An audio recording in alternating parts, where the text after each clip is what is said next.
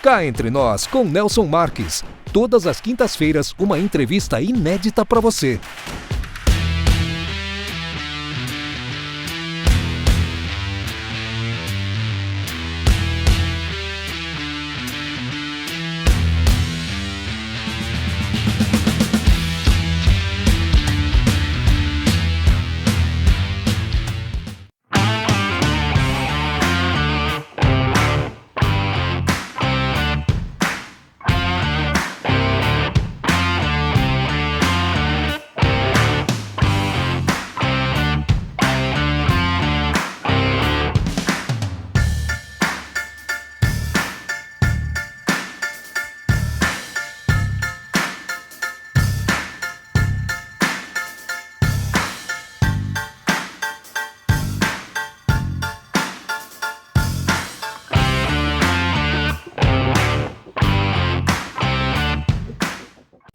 Olá pessoal, estamos iniciando mais um Cá Entre Nós e hoje temos o prazer de receber o Dr. Augusto Antunes Ribeiro. Ele é formado pela Universidade Paulista em 2007, advoga na área empresarial há mais de 10 anos, com foco no uso de ferramentas digitais para o aumento de segurança, produtividade, mobilidade e principalmente na busca de novas oportunidades de negócio, onde quer que eles estejam. Especialista em direito patrimonial, com vasta experiência no campo jurídico e uma carreira dedicada à proteção de bens e patrimônios. Dr. Augusto trará conhecimentos valiosos e estratégias eficazes para proteger o seu patrimônio. Obrigado por aceitar nosso convite, meu caro amigo Dr. Augusto Antunes Ribeiro. Seja muito bem-vindo ao Cá Entre Nós.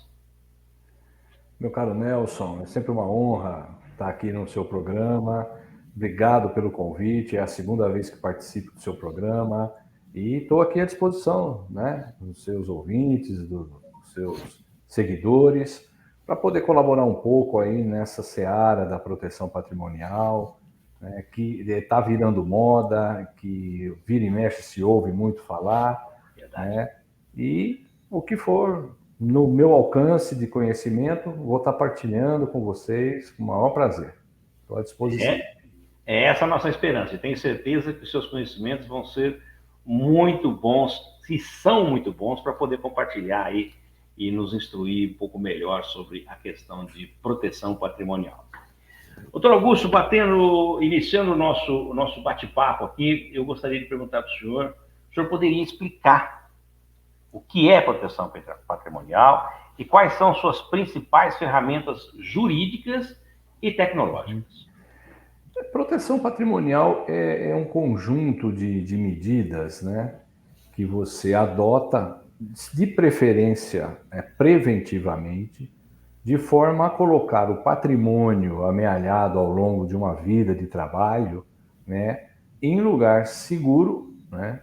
Não existe o 100% de segurar, não estou com meu patrimônio blindado, isso não existe. Né?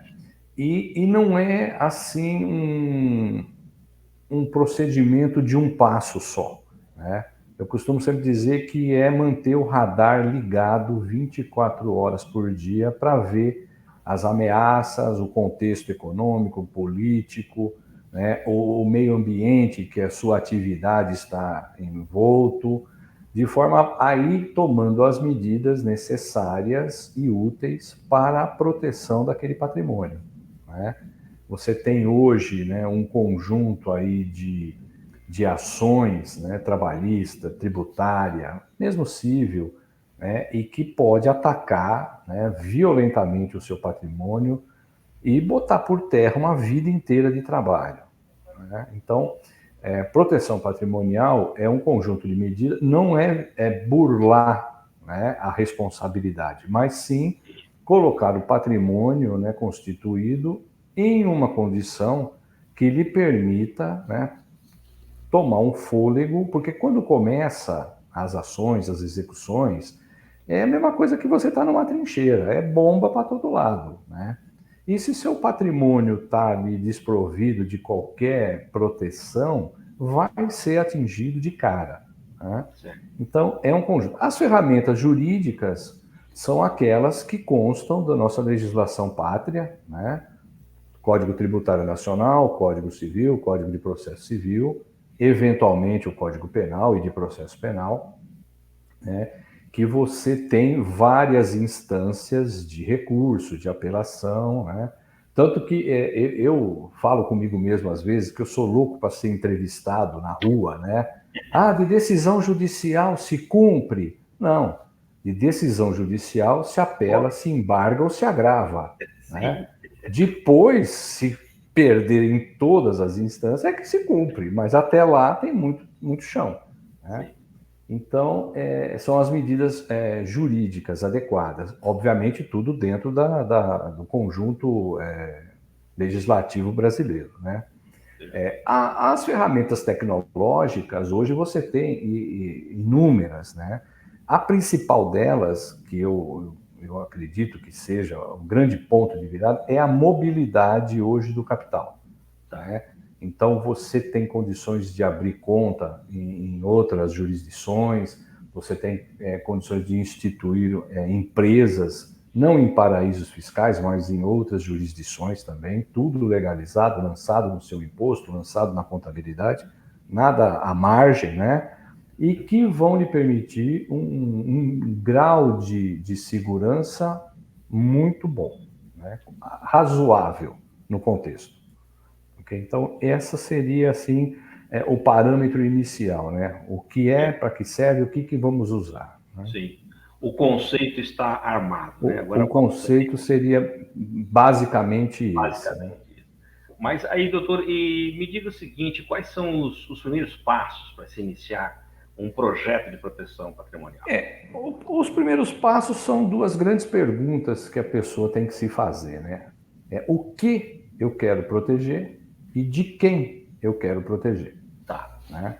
Então, o que eu quero proteger? Eu tive um caso aqui que eu tomei conhecimento, né? A pessoa fez lá um monte de instrumentos jurídicos e tal, para no fim proteger a casa onde ele mora. Né? Ora, a casa onde a pessoa habita com a sua família, ela é naturalmente protegida, constitucionalmente protegida, né? Então, não tem sentido todo aquele arcabouço que foi feito para, no fim, proteger uma coisa que já é protegida, né? E o de quem vai se proteger, né? Você está numa situação que você vislumbra ações trabalhistas, ações tributárias, uma dissolução de sociedade, uma dissolução de casamento, briga entre sócios, briga em família. Então, você tem que saber de quem que você quer proteger. Né? No caso das empresas, obviamente, são as ações tributárias, né? Ações contra banco, no caso de você ser um devedor e estar em execução, ou dificuldade de liquidação do seu crédito. Então, essas são as duas grandes perguntas, né? Porque se a pessoa não sabe o que ela quer proteger, quer proteger tudo, mas não tem necessidade. Algumas coisas não precisam, são naturalmente protegidas, né? E de quem? Eu não sei, talvez o meu sócio está me roubando, ou talvez eu vou ter uma... Também fica muito aéreo e você vai gastar um monte de recurso para proteger de uma coisa que talvez nunca seja uma ameaça. Entendi. Né? Tem que entender o contexto primeiro, né, doutor? Você tem que fazer uma análise, né, realista, né? É tipo se olhar no espelho e falar, bom, de onde que vai vir o problema e o que eu quero imunizar, né? Eu tenho que saber a doença e o remédio. O que eu vou usar aqui para poder prosseguir com um certo grau de tranquilidade. Bom, então eu tenho uma pergunta para lhe fazer aqui que mais ou menos está dentro desse contexto, né? Em sua opinião, quais são os ativos mais importantes a serem protegidos de um plano de proteção? Acho que bem a calhar. É bem a calhar. Os ativos, eu li um livro muito interessante do Pai Rico e Pai Pobre, acho que todo mundo deveria ler, né? E lá ele tem uma definição muito interessante de ativo, né? Ativo é tudo aquilo que põe dinheiro no seu bolso, né? Um negócio bem simples, né? Então, o seu carro, né, a não ser que você seja um motorista de aplicativo, Ele não tira põe dinheiro. dinheiro, ele tira dinheiro. Então, ele não seria um ativo. A sua casa onde você mora, desde que você não alugue algum cômodo, Airbnb, essas ferramentas, ela não é um ativo, porque ela tira dinheiro do seu bolso, né? Então, seria proteger aquilo que lhe traz a renda, né? Aquilo que lhe coloca, né, um fluxo de caixa positivo. A sua empresa lucrativa, os seus imóveis alugados, né? As suas ações que lhe trazem dividendos, né? Basicamente o que lhe põe dinheiro no bolso. Então, esses são os seus ativos importantes. Tem coisa também que é intangível, né? Aquela obra de arte, o violão que eu ganhei do meu avô, entendeu? Aí é coisa intangível, né? De sentimento. Mas do lado estritamente econômico financeiro seria o que lhe traz a renda. Tá. Né? Uma definição bem objetiva sobre isso. É bem objetiva e rasante, né? É o que põe dinheiro no seu bolso. Isso tem que ser protegido. E como identificar os principais riscos e ameaças aos bens de uma pessoa ou de uma empresa? Então, isso aí, você tem que fazer essa análise de risco baseada em vários fatores, mas tentando dar uma funilada, você tem que saber o ambiente em que ela atua, né? No caso de uma empresa, o seu processo produtivo envolve periculosidade, envolve insalubridade, né? Você tem um sindicato muito forte ligado à categoria de seus colaboradores, né? O grau de instrução dos seus colaboradores, qual que é, né? Para você poder balizar mais ou menos o risco, né? A carga tributária sobre o seu produto é muito alta, porque para uma carga tributária relativamente baixa, que não, é bem raro aqui no Brasil, né? Você talvez não tivesse um risco muito grande tributário, né? Você talvez tivesse um risco trabalhista maior. Então você tem que ver aonde você está inserido, né, no contexto econômico do país, né, para poder então determinar qual o seu grau de risco, né? A imagem que eu costumo fazer é assim: você tem um poço, né, um buraco profundo lá, um buraco negro. Então, se você está bem longe dele, né, o teu risco é muito pequeno de você ser tragado ou cair dentro do buraco. Mas à medida que você se aproxima da borda, o seu risco vai aumentando. Então, se a sua atividade empresarial se aproxima muito, né, do risco trabalhista, do risco tributário, o risco societário também, né, precisa, por exemplo, muito capital de giro, você vive tomando empréstimos bancários, então o seu risco está quantificado ali. Tá? Então, essa é a ideia, né? Depende de onde você está atuando. Né? Se você está atuando, por exemplo, numa empresa de prestação de serviços, né, 90% dos ativos da empresa são pessoas prestando serviço, né? Então, o seu risco trabalhista é gigantesco, né? Dificilmente tem uma empresa de prestação de serviço, dessas de segurança, de limpeza, conservação, que ela não tenha um passivo trabalhista gigantesco, né? Pode até estar coberto, mas o passivo está lá. Tá? Essa pergunta, Então, como que a proteção patrimonial ela pode ajudar a negociar os passivos trabalhistas? Exatamente. Os passivos trabalhistas, né, que são muito relevantes e por uma característica da Justiça do Trabalho, né? A Justiça do Trabalho, ela é célere, né, comparado com as demais. Sim. Né? Ela é mão pesada, né? E é aquilo, para uma pequena empresa, né, cumprir tudo que está na consolidação das leis trabalhistas, nos protocolos de segurança do trabalho, realmente praticamente torna inviável a atividade. Não quer dizer que deva fazer, né? Porque a opção de entrar no ramo e praticar aquela atividade é do empresário. Sim, ele tem que ter essa é a análise. Depois que você está inserido naquilo, eu tenho 500 funcionários, estou com um monte de problema, mas a opção de atuar nesse ramo foi sua, né? E a Justiça do Trabalho, ela parte do princípio de duas grandes responsabilidades, né? A culpa em elegendo e a culpa em vigilando. Então, ou seja, o empresário ele tem que escolher o melhor trabalhador e vigiar, né? Porque não adianta, poxa, mas ele veio aqui na minha porta pedindo ajuda, eu dei um emprego, olha o que ele me fez agora. Não vá com essa história que é pior. Entendeu? Então você tem a responsabilidade no seu processo seletivo de escolher o melhor, porque é você que vai pagar o salário, né? E durante este trabalho que ele vai executar, né, vigiá-lo. Vigiá-lo em que sentido? No sentido de ele cumprir as normas sanitárias, usar os equipamentos de proteção, treiná-lo para executar a tarefa da melhor maneira possível, né? Então, tudo isso tem que ser levado em conta, né? Esse é, vamos dizer assim, o segredo. Então, tem empresas, né, que eu já fui visitar e era um barulho ensurdecedor na linha de produção, né? Aí eu cheguei para o cliente, né, o empresário, e falei, olha, você está criando aqui um passivo, entendeu? Porque se um desses colaboradores, que provavelmente vai perder a capacidade auditiva, e ele perdeu aqui dentro da sua empresa, né?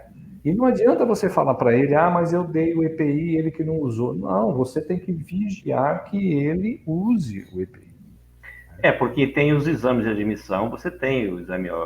Exatamente. Na admissão e na demissão você é obrigado a fazer. Exatamente. E se ele tiver uma perda na demissão, quando comparado à admissão, desde que o seu processo produtivo seja ruidoso, né, seja insalubre, você vai ser responsabilizado por aquilo. Doutor, nesses casos... desculpa. Pode falar. Não, só ia... Eu ia perguntar o seguinte, que nesses casos, o senhor poderia dar algum exemplo prático de cálculo de passivo trabalhista e a importância nessa proteção patrimonial? Nós aqui do escritório, a gente desenvolveu, não é preciso, né, porque são tantos elementos que constituem isso, mas um cálculo bem aproximado, né, e assim, vamos dizer, amigável do ponto de vista do empresário, né, para não assustá-lo, você teria que pegar, a nosso ver, a folha de pagamento total mensal, né, multiplicar este valor pelo prazo médio que os seus colaboradores estão dentro da empresa, porque tem aquele empregado que está há 1 ano, tem outro que está há 10, tem outro que está há 3, né, um prazo médio, e ainda multiplicar por um fator de risco, que aí vai depender da sua atividade. Né? Aquilo que eu já tinha mencionado. Qual que é o seu sindicato, a sua atividade produtiva é perigosa, é insalubre, o contexto que você está inserido. Então, um exemplo assim bem de quermesse, né? Você tem uma folha mensal total de R$100 mil, e o prazo médio dos seus colaboradores são 5 anos, por exemplo. Você tem um que está lá recém-contratado, outro está há 10, 5 anos. E um fator de risco entre 1 e 5, né, que seria o grau mínimo 1 e o grau máximo 5, você teria um passivo trabalhista de 500 a 2 milhões e meio. De 500 mil a 2 milhões e meio. A média. Então, vamos dizer que essa empresa tem o grau mínimo de grau 1, para um prazo médio de colaboradores de 5 anos, para um capital, uma folha de pagamento total de 100 mil, você teria um passivo trabalhista de R$500 mil. Isso é bem otimista, tá? É um cálculo realmente para não assustar, mas para não perder a noção de que está lá e vai ser turbinado ao longo do tempo. Isso não tem como fugir. Qualquer motivo de ação aí, o cara vai avançar nesse patrimônio. Mas esse é um cálculo do seu passivo total. Obviamente, se você não tiver o azar, que alguns clientes meus já tiveram, nem todos vão pedir a conta ou vai ter que mandar embora ao mesmo tempo para consolidar aquele passivo total. Mas uma porcentagem desse, depende tem um termo em inglês, o turnover, né? Tem empresas que gira 10% ao ano a força produtiva, tem outras que gira menos, tal. Mas, então, se você girar 10% ao ano a sua força produtiva, o seu passivo trabalhista é 50 mil, por um risco mínimo. Tá? Isso não vai errar muito. Doutor, e qual a relação entre o planejamento estratégico, análise de risco e proteção patrimonial? Vamos dizer assim, a tríplice coroa, né? O tripé. Tríplice coroa. O triple A, né? Planejamento estratégico, análise de risco, proteção patrimonial, andam de braço dado. Não tem irmãos siameses de 3 partes, né? Normalmente são 2, né? Pelo menos eu não acho que não tem na literatura médica. Mas eles andariam juntos, né? Então, você vai iniciar um negócio, você tem que planejar muito aquilo, né? Principalmente como se livrar daquilo. Né? É verdade. Eu li um livro, fácil, fechar é difícil. Eu li um livro de administração, eu não lembro exatamente o autor, mas ele dizia que o primeiro passo para planejar um negócio é como se livrar dele. Né? Como fechar, bicho. Então, você tem que fazer a análise do seu risco, onde você vai estar inserido, qual são os seus concorrentes e tal. E, mediante isso, né, você analisar o seu patrimônio naquele instante, né, e falar, bom, isso aqui eu preciso proteger, porque se der errado, e a chance de dar errado é muito grande, você tem as estatísticas do Sebrae aí, que 80% das pequenas empresas morrem com 2 anos, 3 anos de idade. Né? Então, você analisando isso, o teu risco, fazendo planejamento da sua empresa, você vai proteger o seu patrimônio na medida maior ou menor que aquilo vai lhe mostrar. É importantíssimo isso, porque quando dá errado, dá muito errado. Né? E para você se livrar, por exemplo, se você encerrar uma empresa hoje, de 6 a 12 meses para você ainda trabalhar com aquelas ações pendentes, são 5 anos para homologar o crédito tributário, sabe? É a mesma coisa que você andar com um carro na estrada de terra e de repente parar o carro, aquela poeira fica passando ainda alguns minutos. É exatamente essa figura. Né? E se não tiver nenhum problema, né, no fechamento? Isso não tiver problema de fechamento, né? Se bem que hoje ficou muito mais fácil fechar, porque automaticamente o passivo é transferido para pessoas dos sócios, né?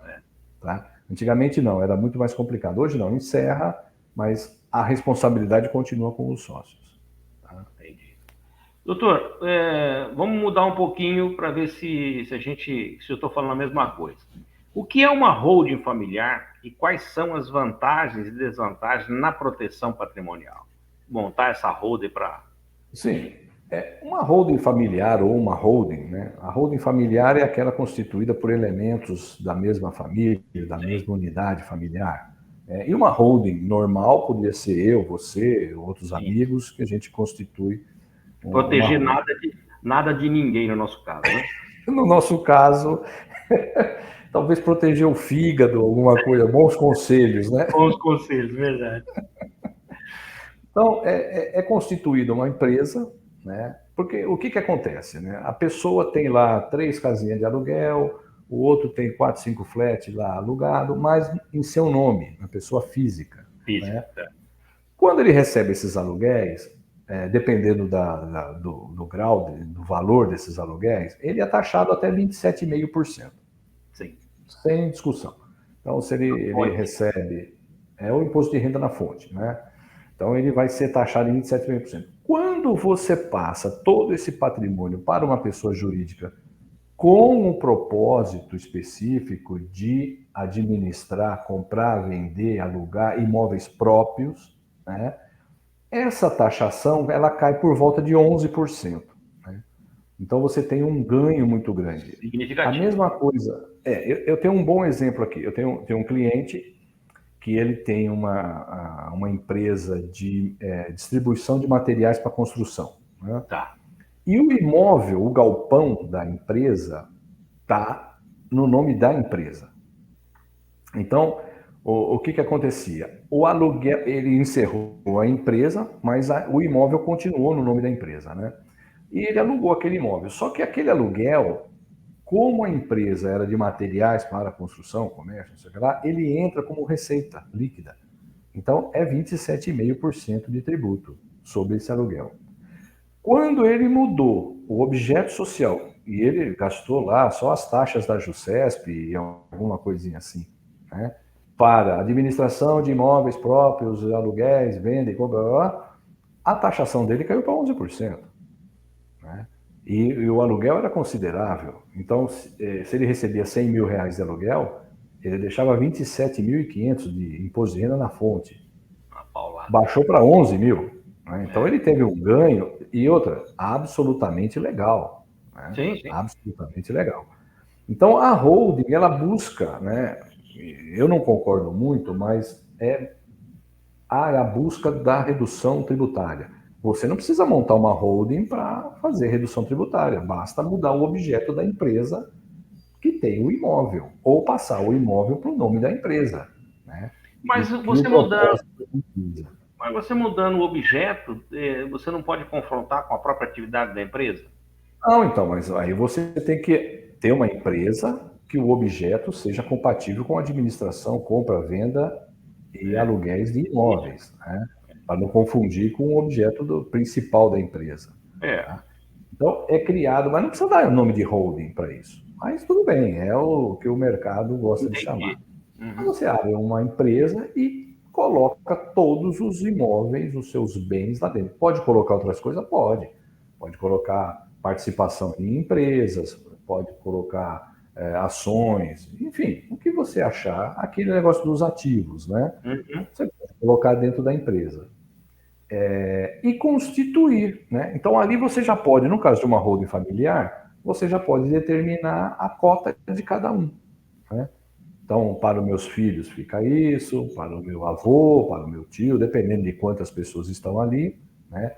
De qualquer forma, né, você vai pagar, quando constituir essa holding e integralizar os imóveis, por ela ser de propósito específico de administração de imóveis, você vai pagar o ITCMD.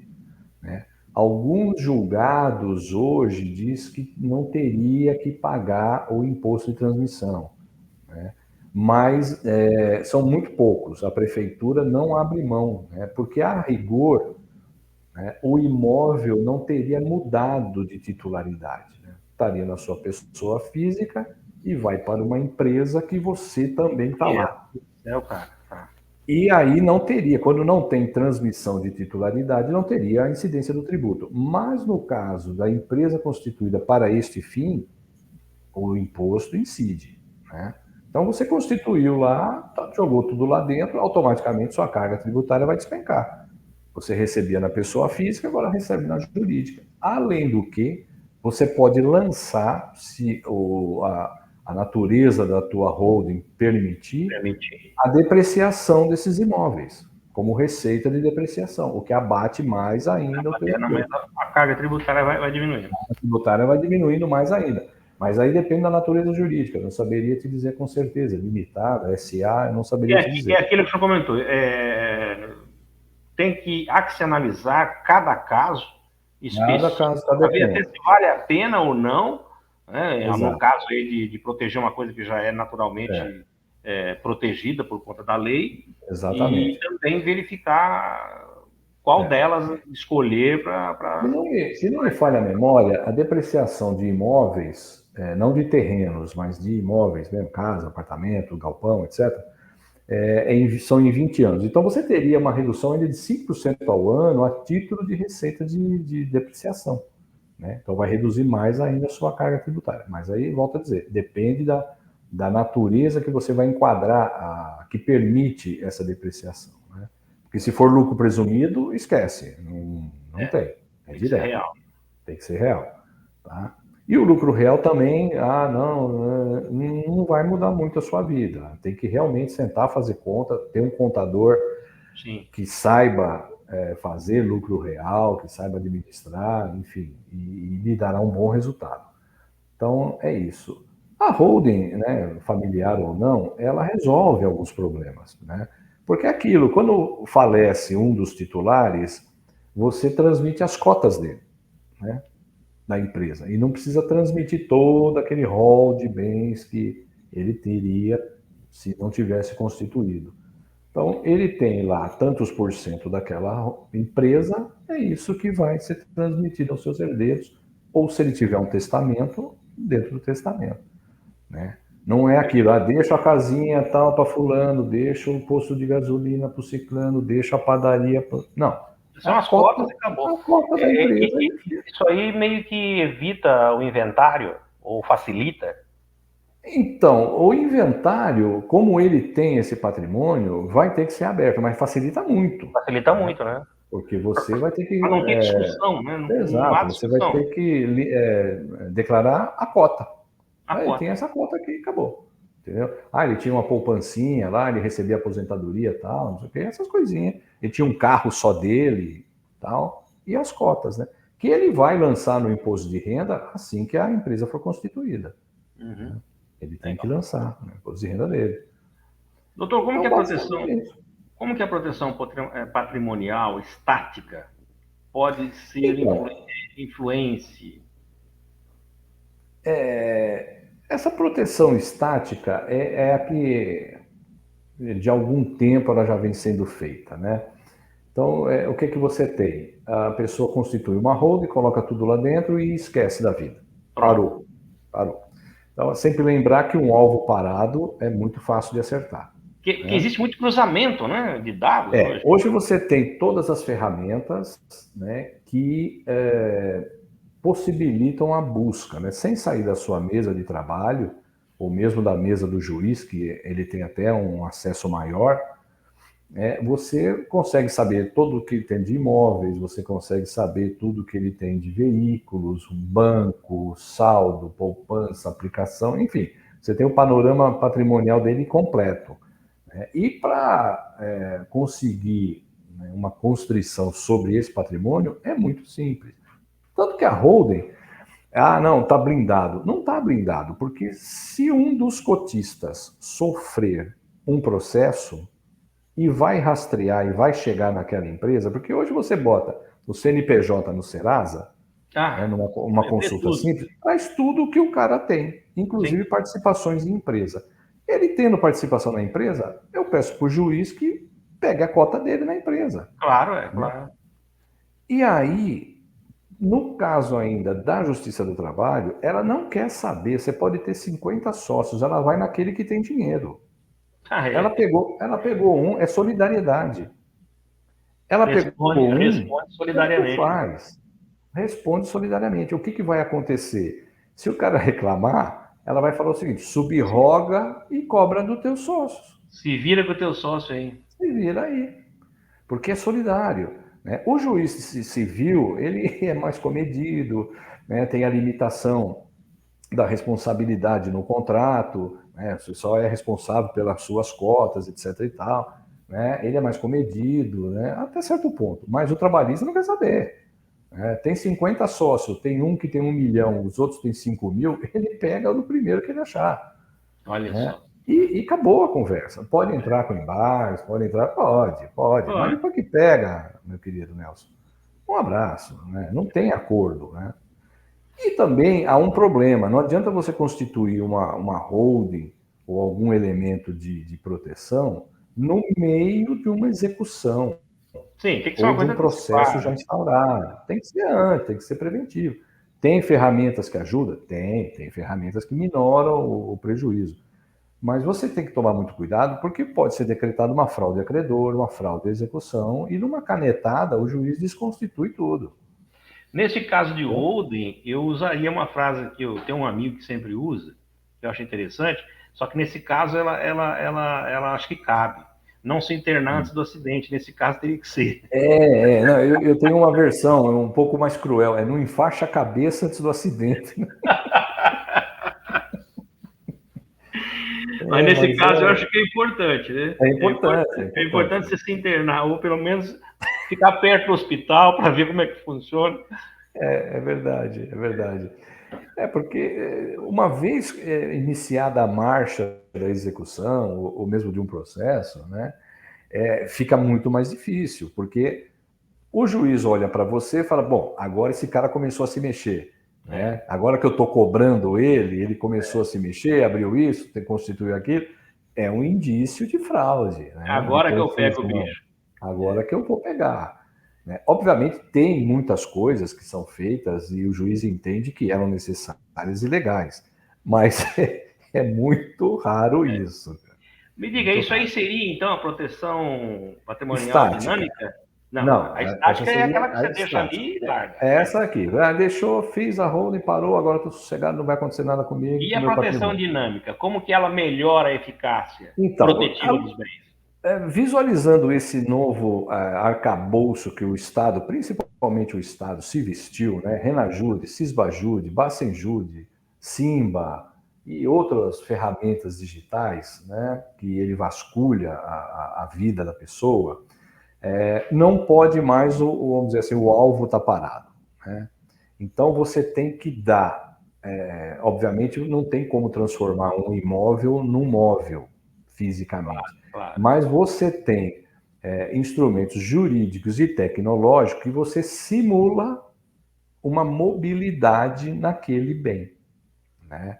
E isso torna mais difícil, né, de cara uma penhora, uma constrição de patrimônio, né, levar a leilão. Né, você tem alguns elementos que vão ser tipo uma casca de cebola, né, algumas camadas que ajuda ou pelo menos retarda, né, aquele problema, aquela execução.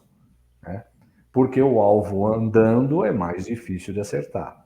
Tá? Então, essa é a Será que o cara ideia. vai ter que. Será que o cara vai ter que morar num trailer? Pois é, você deu um bom exemplo. Se você mora num trailer, né, o que acontece para penhorar esse trailer Então, como é que vai efetivamente? É ter que sair difícil. correndo atrás do cara?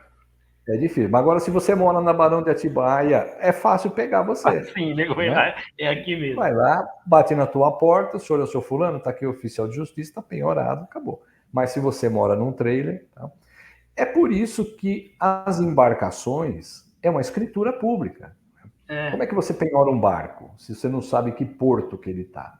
Sim. Então é por escritura pública. Você tem lá o seu mecanismo jurídico de penhorar, né? Porque é difícil, né? Então é isso. A proteção patrimonial dinâmica é emprestar aquilo que é imóvel uma certa mobilidade no sentido de melhorar, né, a sua proteção. Sim. Tá? Doutor, em que situações a proteção patrimonial pode ser considerada uma prática legalmente questionável? Exato. O pessoal confunde um pouco proteção patrimonial com planejamento tributário. Né? Proteção patrimonial não tem a finalidade, pelo menos no meu modo de ver, de reduzir sua carga tributária. Isso é o seu planejamento tributário. Né? Quando você usa a proteção patrimonial para burlar os seus credores, né, para prejudicar terceiros, você está fazendo mau uso dela. Né? Quando você a usa para tomar um fôlego e ter uma condição melhor de negociar o seu passivo, você está fazendo um bom uso. É para isso que ela se destina. Para que a sua execução não seja fulminante, né? Que não dá nem tempo do cara pensar. Tá? Então, é nesse sentido. Quando você usa dolosamente para fraudar, né, o fisco, fraudar um credor, ou mesmo o banco, você sabe que tem muito golpe na praça, né? Ele toca fogo no carro para receber o seguro, porque está numa situação difícil. É o extremo, né? O ser humano, quando é levado ao extremo, ele toma atitudes que nem sempre são as melhores. Então, quando a proteção patrimonial é utilizada para isso, né, para burlar a legislação, ou para burlar o credor, não, deu um calote aqui, mas você vê, eu separei meus bens, não estou com problema nenhum. Isso é um mau uso da proteção. Né? É questionável, pelo menos. Como que a proteção patrimonial, doutor, pode ser ajustada para lidar com essas mudanças sociais e tecnológicas hoje? Essa é a grande questão. Nós estamos, o direito não acompanha a sociedade, né? A sociedade avança e o direito Corre vem atrás, a reboque, né? a Então reboque. você tem muitos temas hoje relevantes, né, que afligem a sociedade, né, e que o direito não tem ainda, tem uma resposta jurisprudencial, mas não está ainda, né, parametrizado na norma, Pacificado. classificado, tal. Enfim, tem muita controvérsia, né? A proteção patrimonial eficiente é você diariamente acionar todas aquelas ferramentas disponíveis de forma a saber o que está acontecendo com o seu patrimônio. Se você tem uma empresa, você tem obrigação de consultar o site do Tribunal do Trabalho, com o seu CNPJ, o site da Receita Federal, o site do Tribunal de Justiça do Estado, se sua empresa for em São Paulo, para ver se tem ações correndo, pelo menos semanalmente, né? Tem ações, ingressaram com ações, eu tenho algum, entendeu? E o radar ligado, é neurótico a coisa, praticamente, né? Na Caramba. verdade, segundo o Peter Drucker, que é o papa da administração, só os neuróticos vão sobreviver, porque é constante. Para ser efetiva, é constante. Você tem que ter um pessoal adequado, cuidando o que acontece no dia a dia. Então, você tem, e são ferramentas gratuitas, né? Você cadastra nos sites adequados com o seu CNPJ ou seu CPF, né? E ele vai te informar se tem protestaram um título, ingressaram com um processo, você recebe o tal do push, né, no seu e-mail, você fica informado, opa, entraram com um processo de execução contra mim. Porque às vezes é melhor aguardar, principalmente contra o Estado, é melhor aguardar o Estado se manifestar do que você ingressar com um questionamento sobre um tributo ou alguma coisa. É muito difícil você ter uma devolução na justiça. Primeiro porque ele é obrigado, o Estado é obrigado a recorrer até a última instância. Então você não vai. Então muitas vezes é melhor você esperar ele vir cobrar, né? Do que você se Obviamente manifesta. você tem que saber o que está fazendo, né? Sim. Do que você se manifestar. Porque nesse meio tempo, salvo o melhor juízo, pode acontecer uma prescrição, né? Pode aparecer um refis, onde você vai negociar sua dívida em condições muito melhor. Né? Então, às vezes, muita gente critica os advogados por causa disso. Pô, mas o doutor não fez nada. Não é que ele não fez nada. Não é hora de fazer nada agora. Isso é que É nem areia hora de movediça, esperar. você tem que ficar quietinho, porque senão você se mexe, você vai Mexer, embora. exatamente. Tá? Fica O quietinho, que a índice, coisa às vezes fica se quietinho resolve que por si você só. vai estar salvo. Às vezes a melhor coisa a fazer é fazer nada. É, Esperar, né? E se armar com tudo aquilo que você claro. realmente tem Se que estar acontecer, preparado. você está aqui. Porque Doutor, aquilo, a cada 2, 3 anos tem um refis. verdade. Isso é inegável. Né? Então seria essa, por exemplo, a importância de revisar constantemente estratégias de Constantemente, proteção, exatamente. não ficar aquele Você... alvo fixo, como o senhor comentou no começo. Não, de esquecer e achar que não vai acontecer nada, porque hoje não tem como. O patrimônio, a busca pelo patrimônio vai ser incessante. Né? Né? Você tem muito cruzamento de dados, a Receita Federal, principalmente na área imobiliária, tem muito cruzamento, né? Quando você vende, quando você compra, é tudo registrado. Né? Hoje os cartórios de registro de imóveis estão interligados, então você pode ver uma escritura lá em Belém do Pará da sua mesa. Uma escritura, não, uma matrícula de imóvel, né, da sua mesa, ver quem é o proprietário, quem não é. Então, é muito interligado e rápido. Então, se você... Porque antigamente, assim, o cara tinha um processo em São Paulo e as propriedades dele estavam em Mato Grosso. Pô, ninguém chegava lá, não sabia, né? Ficava muito difícil localizar esses bens. Hoje não, hoje você faz uma busca no Brasil e aquilo vem tudo para você. Custa caro? Custa, mas vai ficar muito mais barato do que não saber que ele tinha. Exatamente. Tá? Então, e é outra coisa relevante também. A proteção patrimonial, isso é um dado que Dependendo do valor do que você quer proteger, não compensa. Não compensa. A grosso modo, se você tem um patrimônio em torno de R$ 1 milhão, é melhor procurar o credor e se acertar. Não compensa. Porque você vai gastar em torno de 10% para proteger 90%. Tá? Eu não sei como é que é hoje, mas antigamente a gente ouvia sempre dizer que geralmente os donos de transportadoras não faziam seguro dos seus veículos.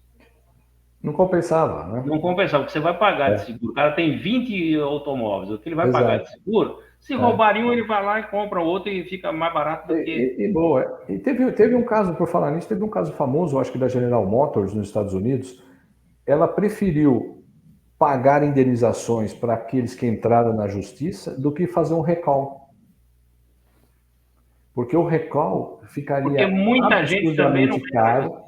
E você vê, né? Está lidando com vida, né? Sim. Então, eles fizeram uma conta dizendo o seguinte: a chance de acontecer acidente é de tantos por cento, vai acontecer, tantos por cento de tantos por cento vai entrar no judiciário, nós vamos ter que pagar tantos milhões de dólares. O recall vai custar 10 vezes mais. Vamos esperar. Mas é como você disse, isso envolve vida. Como é que foi o julgamento Pois disso? é. Então, mas é aquilo, né? De cada 1.000 prejudicado, um reclama, né? Eu Mas tinha ele pode reclamar ou não, né? Que outros podem ter morrido e não vieram reclamar. Pois é, não reclama, acho que foi uma Fatalidade. fatalidade, não sabe daquilo, tem muita gente desinformada. Hoje nem tanto, mas antigamente, entendeu? Nem todo mundo tem acesso à televisão, à internet, a jornais, né? Não fica sabendo. Eu tinha um guru quando eu comecei a advogar, né? Já tinha 30 e tantos anos de advocacia. Ele falou: Augusto, de cada 1.000, um reclama. Ah, doutor, eu estou prejudicado. Paga esse infeliz e acabou. Acerta com ele e segura, né? E continua. Enfim, são cálculos, é frio, né? Frio, sim. É um negócio até assim, puxa vida, você está lidando com vida. Desumano. Aquela família que perdeu seu ente querido não tem preço, né? Sem dúvida. Mas o judiciário vai ter que quantificar isso. Não tem como, não é nem infinito nem zero, mas vai ter que quantificar. E numa dessa, né, o outro lado do balcão calcula e fala: não, espera, vamos deixar acontecer, não é hora. E assim vai. Infelizmente é assim, né? Infelizmente. Entendeu? Doutor Augusto, cá entre nós, o que o motivou a se especializar nesta área, né, de patrimônio, de proteção patrimonial, e qual foi o caso mais marcante durante a sua carreira? Eu sempre, meu avô já tinha empresa, né? E ele tinha o círculo de amizade dele, depois meu pai, meus tios, né? E eu sempre observei que tinha um certo temor, né? Muito embora naquela época fosse, enfim, a velocidade era muito menor, mas tinha um temor de um processo, de acontecer alguma coisa, de um acidente, enfim, né? Do titular ali, vamos dizer, o pater, família, falecer e aquilo ficar, né? E sempre teve essa preocupação. E desde que eu entrei na faculdade, em 2002, eu já tinha isso em mente. Tanto que o meu TCC, né, o trabalho final, foi na área de proteção patrimonial. E ao longo disso, eu vi que o empresário brasileiro ele não está preparado para se defender deste novo governo. Não novo no sentido de novo, do último governo, não, desse novo e-governo, né? Tá. O governo digitalizado. Não está preparado. Né? É um governo que tem acesso às suas informações, é um governo que ele precisa fazer superávit, então ele tem que cobrar os tributos, ele não está preparado. E muito menos cumprir um contrato. Né? Eu tive um cliente que estava falando, que foi executado, estava com despejo, né, para ser decretado. Aí eu falei: poxa, mas o seu contrato é bem claro, o contrato de locação é bem claro, na falta de pagamento, não sei o quê, o cara vai, né, vai te despejar. Ah, mas tem que cumprir o contrato? Se você não cumprir um contrato, né, toda a estrutura econômica cai. Né? O contrato é para isso, para estabelecer direitos e obrigações para as partes. E a sua obrigação era pagar. Né? Só isso. Só isso. Né? O resto, o cara colocou tudo aí para você. Então, eu noto que isso. O caso mais marcante, que realmente foi em 2011, né? Eu tinha um cliente na cidade de Leme, ele tinha basicamente uns 20, 25 funcionários. Né? E um funcionário, foi aí que eu ingressei, entrou com uma reclamação trabalhista. Né? Era um funcionário antigo, já estava insatisfeito com a empresa e tal, e ele tinha um valor razoável para receber. E o juiz, ele penhorou o faturamento da empresa. E hoje não aconteceria isso, né? Porque até o judiciário reviu, principalmente o trabalhista, reviu que não pode penhorar 100% do faturamento de uma empresa. Mas naquela época podia, e o juiz fez isso. Penhorou 100% do faturamento da empresa. Essa empresa tinha uma ação trabalhista, que era desse cidadão, 100% do seu faturamento, não teve como cumprir os seus compromissos, não teve como pagar a sua folha de pagamento.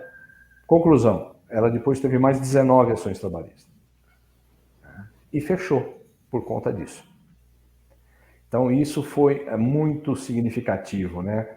A insensibilidade, né, do Poder Judiciário de falar, pô, mas se eu penhorar 100%, tem mais 19 empregados lá que não vão receber. Não vão receber nunca. Não vão receber. E eu vou pagar um. Tudo bem, esse cara aqui merece receber o justo dele, mas não pode ser desse jeito, porque eu mato os outros também. E o resultado foi lamentável. Foram 20 ações trabalhistas, né, por causa de uma. Esse primeiro recebeu, os outros 19 não tinha mais. Teve que leiloar a máquina, aí o processo é moroso, e acabou assim, nada. Ao passo que se ele tivesse se prevenido, né, com algumas ações, na época não tinha muitas ferramentas tecnológicas, mas mecanismos judiciais já existiam, né, legais já existiam, ele talvez tivesse evitado, né, o fechamento da fábrica. Mas, infelizmente, isso foi muito marcante, porque não tinha má fé, né? Ele simplesmente ficou sem caixa por conta da penhora de 100% do faturamento dele. Doutor Augusto, muitíssimo obrigado, viu, por sua participação e poder aí compartilhar com a gente todo esse seu conhecimento nessa área de proteção patrimonial. Tenho a certeza que foi de grande valia a sua participação aqui no Cá Entre Nós. Ô, meu caro Nelson, eu que agradeço realmente essa oportunidade de poder estar esclarecendo, levar 0,0%, né, do conhecimento que ao longo desse tempo eu fui acumulando, e estou aqui à sua disposição, à disposição dos seus ouvintes. Muito obrigado. E o que você precisar, você sabe que pode contar comigo aqui. E, novamente, muito obrigado pelo seu convite. Imagina, é sempre muito honroso participar do seu programa. Muito obrigado, doutor. Eu vou colocar aqui na tela os contatos do seu escritório e seus contatos particulares, para as pessoas que queiram bater um papo aí diretamente com o doutor, os contatos estão aqui na nossa tela. E, enquanto isso, eu gostaria de pedir para o senhor deixar uma mensagem aí para os nossos seguidores que se agraciaram com esses conhecimentos todos. Sim, sim. O Nelson, além de um amigo particular, pessoal, muito embora um pleonasmo quase, né? É um amigo querido, e eu devo muito ao Nelson, porque um dos momentos mais difíceis e escuros da minha vida, o Nelson foi um dos poucos que me estendeu a mão, e eu sou eternamente grato por isso. E aos ouvintes, o Nelson sempre traz novidades, com qualidade, pessoas que dominam a matéria, que vão instruí-los, e é sempre muito bem-vindo e prazeroso, né, eu estar aqui no Cá Entre Nós, é muito bom. E eu só tenho a agradecer. Nelson, de coração, você sabe que nós já levantamos muito copos e derramamos lágrimas, né? Sem dúvida. E é sempre fantástico estar contigo. Muito obrigado pelas palavras. Saiba que a recíproca é verdadeira e ninguém faz nada por ninguém, nós caminhamos juntos, é sempre assim.